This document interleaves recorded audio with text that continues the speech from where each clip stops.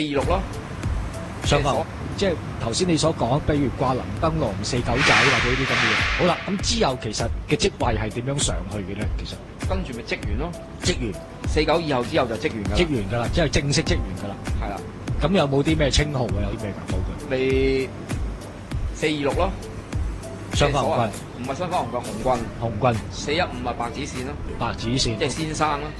432就草鞋咯。 426紅軍咁紅軍同雙方紅軍又有啲咩分別咧？其實紅軍係你俾職，我哋叫咗係俾職，咁就叫紅軍嚟嘅。係即係好似茶餐廳咁，經理咁個就係經理。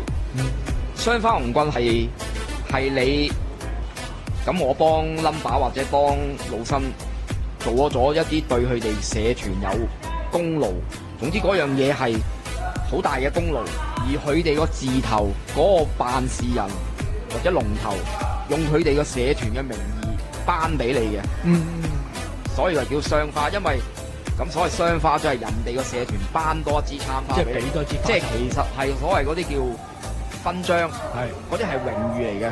嗰個 uncle 同我講，就唔係你自己社團頒俾你嘅，係人哋個社團頒俾你嘅。總之嗰樣嘢係人哋個社團認同咗你、尊重你，係一個榮譽嚟嘅啫。冇任何實際嘅金錢啊嗰啲嘢嘅。雙花紅棍總之係人哋個字頭頒俾你，你冇得你自己話你自己係嘅。